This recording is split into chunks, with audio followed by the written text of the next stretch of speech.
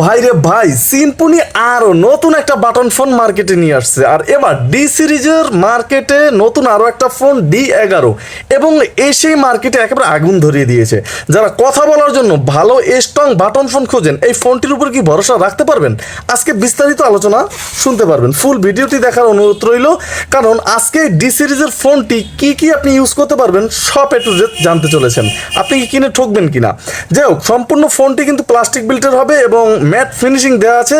আর এই ফোনটির ফিনিশিংটা কিন্তু বেশ গর্জিয়াস, একেবারে স্লিম একটা বাটন ফোন। যারা হালকা পাতলা স্লিম বাটন ফোন খোঁজেন কথা বলার জন্য, তাদের জন্য পারফেক্ট হতেও পারে। কারণ ফোনটির সাইজটা একেবারে বড়ও নয়, একেবারে ছোটও নয় এবং একেবারে মোটাও নয়। সব মিলিয়ে খুবই সুন্দরভাবে কিন্তু হাতে ধরা যায়, ক্যারি করা যায় ফোনটির একদম নিচ বরাবর গেলে micro USB port, 3.5mm headphone Jack.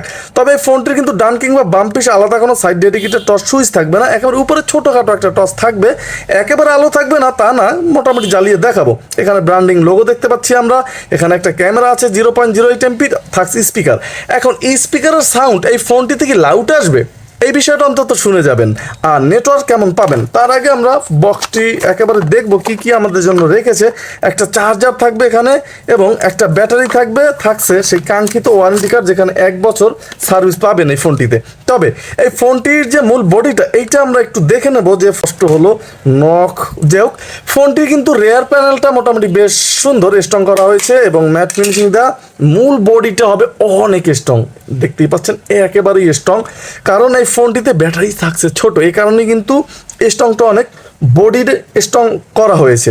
যাই হোক, ফোনটিতে কিন্তু নেটওয়ার্ক এন্ট্রি এখানে আমরা দেখতে পাচ্ছি। 2টা সিম কার্ড ইউজ করতে পারবেন, একটা মাঝারি, একটা একেবারে বড়, একটা এইচডি কার্ড। বরাবরের মতো 16GB, 32GB করলেও সমস্যা হবে না।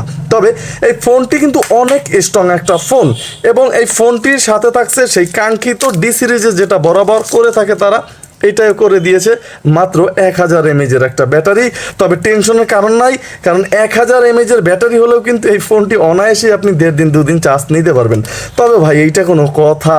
ফোনটির ব্যাটারিটা অন্তত 1500-1800 করা যেত।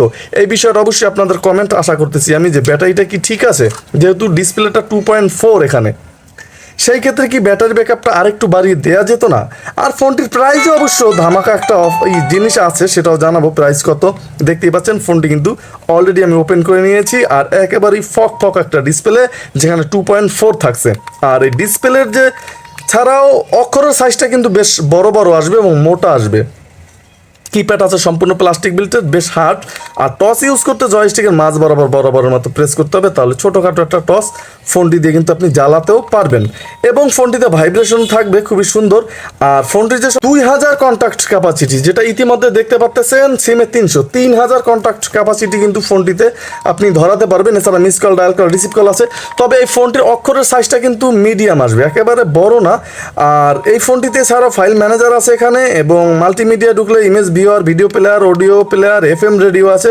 যারা FM রেডিও শোনেন অনেকে, তারা কিন্তু খুবই সুন্দরভাবে FM রেডিও শুনতে পারবেন এবং বেশ চমৎকার সাউন্ড কিন্তু ফোনটিতে পাবেন FM রেডিওর জন্য। এবং 0.08 MP একটা ক্যামেরা থাকবে ফোনটিতে, এটা দিয়ে কিন্তু ছবি শ্যুট করতে পারবেন যাদের প্রয়োজন হয়। গেমস আছে 3টা, আর এই গেমসগুলো কিন্তু আপনাকে 3বার করে তারা ফ্রিতে খেলতে, তারপর আরও কিনে খেলতে হবে ফোনটি দিয়ে। সেটিংসে ঢুকলে কল, সেখানে আছে অ্যাডভান্স সেটিংস। আর এখানে ঢুকলে কিন্তু সেই কাঙ্ক্ষিত অটো কল রেকর্ড। হ্যাঁ, এই ফোনটিতে আপনি অটো কল রেকর্ড করতে পারবেন। অ্যান্সার মুড আছে, রিজেক্ট বাই SMS আছে, কল ব্ল্যাক লিস্ট এখানে আছে, তবে হোয়াইট লিস্ট নেই। কানেক্ট নোটিস আছে ফোনটিতে, অটো রিডায়াল আছে। এই সমস্ত অপশনে কিন্তু ভরপুর থাকবে। 2টো সিম ইউজ করতে পারবেন। আর এই ফোনটিতে কিন্তু ফোন যে কন্ট্যাক্ট, এখানে কিন্তু টাইম অ্যান্ড ডেট আছে, ল্যাঙ্গুয়েজ আছে বাংলাতে ইউজ করার, ডেডিকেটেড কি থাকবে, কিপ্যাড লাইট অন অফ করতে পারবেন, ডিসপ্লের ব্রাইটনেস বাড়াতে পারবেন। ফোনটিতে সব কিছুই কিন্তু দেওয়া আছে, সিকিউরিটি লক করে রাখতে পারবেন। তাছাড়া রিস্টার্ট দেওয়ার প্রয়োজন হলে কিন্তু 4টা 0 প্রেস করতে হবে। একটা রিস্টার্টও কিন্তু ফোনটিতে দিয়ে নিতে পারবেন যাদের প্রয়োজন হয়, অনেকের প্রয়োজন হয়।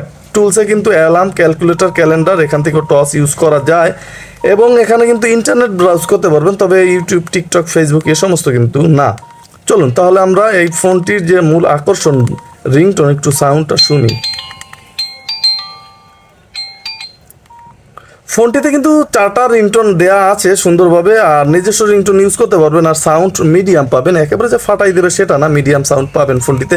আর এই ছিল ফোনটির যে সমস্ত হাইলাইটেড ফিচার্স এগুলো। এখন ফোনটির মূল আকর্ষণ, আমরা ফোনটিতে কিন্তু পেলাম 2000 কন্ট্যাক্ট ক্যাপাসিটি এই ফোনটিতে। আর এই ফোনটির প্রাইস কিন্তু ভাই একেবারে কমও না, 1250 থেকে 1300 টাকা করা হয়েছে এই ফোনটি। কারণ সব ফোনের যদি দাম বেশি, অন্য হয়তো 1200 টাকার ভিতরে থাকতো, 1300 টাকা ওই ফোনটির দাম বর্তমানে। এখন 1300 টাকার বিনিময়ে আপনি 2000 কন্ট্যাক্ট ক্যাপাসিটি পাচ্ছেন, 1000 মিলিঅ্যাম্পিয়ার ব্যাটারি পাচ্ছেন, এবং ফোনটিতে 32 জিবি মেমোরি কার্ড ইউজ করতে পারবেন, 2.4 ইঞ্চ ডিসপ্লে পাচ্ছেন। আর সুন্দরভাবে কিন্তু এই ফোনটির যে কল কোয়ালিটি এটাও বেশ ভালোই পাচ্ছেন, তবে কলের সাউন্ড লাউডে আসলেও খুবই কম, এই জিনিসটা বেশ ভালো। অল্প সাউন্ড কিন্তু লাউডে আসবে, আহামরি তেমন একটা বেশি না, সুন্দরভাবে কিন্তু কথা বলতে পারবেন, আর নেটওয়ার্কও নির্বিচ্ছিন্ন, এই ব্যাপারে কোনো প্যারা নেই। এখন 1350 টাকায় এই ফোনটি কি ঠিক আছে আপনার হিসেবে? অবশ্যই কমেন্ট করতে ভুলবেন না। তবে ভাই 1350 টাকা বর্তমানে যেহেতু প্রত্যেকটা ফোনের প্রাইস বেশি, সিম্পনি তো সিম্পনি, এদের ফোন আসলে ভালোই হয়, খারাপ না। আপনার কাছে কেমন লেগেছে অবশ্যই আপনার কমেন্টের আশা এবং মতামত আশা করতেছি।